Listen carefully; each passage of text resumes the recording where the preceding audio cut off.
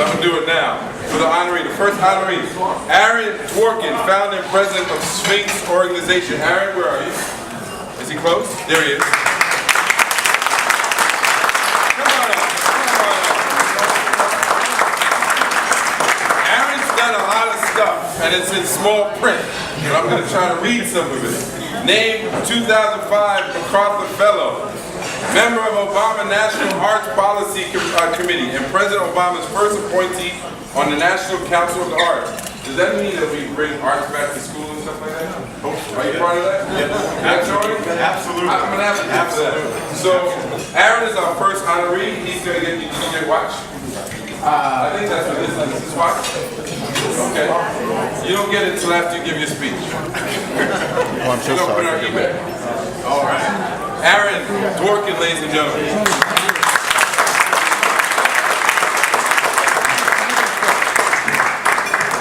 Well, thank you all so much, and thank you, Andrea, and everyone at Diversity Affluence, and everyone who supported this great event. I'll be very quick. One of the things I wanted to share with you is actually my background that really relates to diversity. I was born on, of all days, September 11th. 1970, to a white Irish Catholic mother and black Jehovah's Witness father in Monticello, New York. And because of the nature of things at the time, my mother was forced to give me up for adoption, and then I was adopted at the age of 2 weeks by a white Jewish couple from Chicago. We're working in New York. So I grew up, and my adoptive mother played the violin. And I fell in love with it when I was 5 years old. Was very lucky to have really great teaching.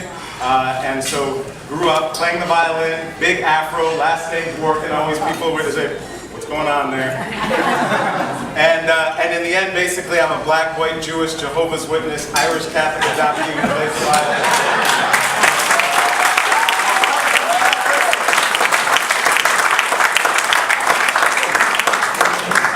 But in terms of our work at Sphinx, which I founded when I was still a student at the University of Michigan, we focus on diversity across all of the performing arts, especially classical music. And of course, that comes out of my own experiences as a violinist. To give you a sense, just so that you realize that when we're talking about diversity in classical music, it's not like we're close to where we want to be.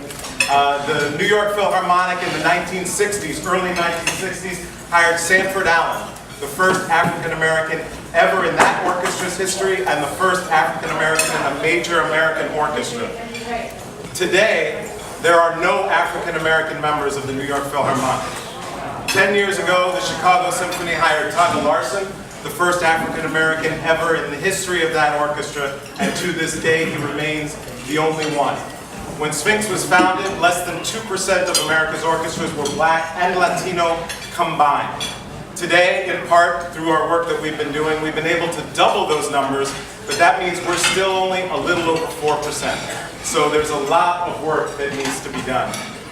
One of the last thing I'll just share with you, one of the kind of great moments that I had was one of our laureates had the opportunity to perform before Coretta Scott King at a Black Philanthropy conference in Atlanta.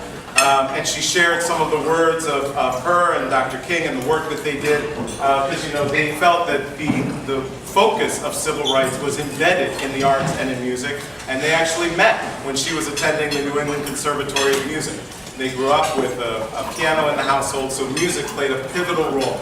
And when I think about the work that we do, I think about his words, because the reality is that these things, especially today, are not necessarily forced. It's not like people are preventing diversity in orchestras. But what happens is that we have our history, and these circumstances unfold. And the question we ask ourselves is, what are people doing today to bring about a change of the historical precedent that we have? And Dr. King's words were that the greatest tragedy of this period was not the strident clamor of the bad people, but the appalling silence of the good people.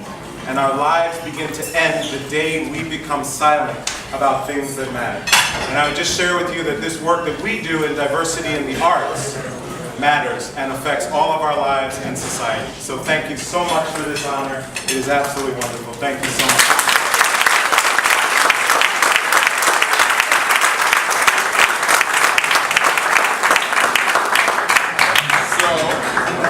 sponsor, Bon Monsieur. Did I say it right?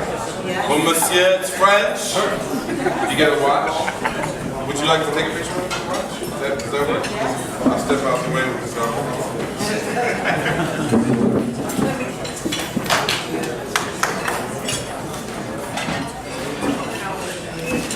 Thank you.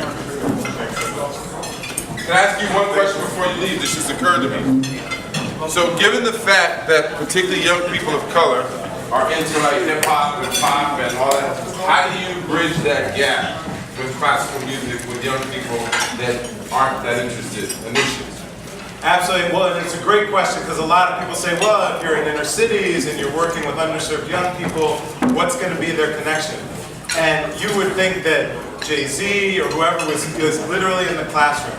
Young people, they want to get the autographs. We founded the Harlem Quartet, one of our groups. When they come into a classroom, the kids go crazy. And they go crazy not only because we might be playing Mozart, Beethoven, or Bach, but because we're playing William Grant Still, the grandfather of African-American composers. We're playing Joseph Boulon St. George, who was an Afro-French contemporary of Mozart's.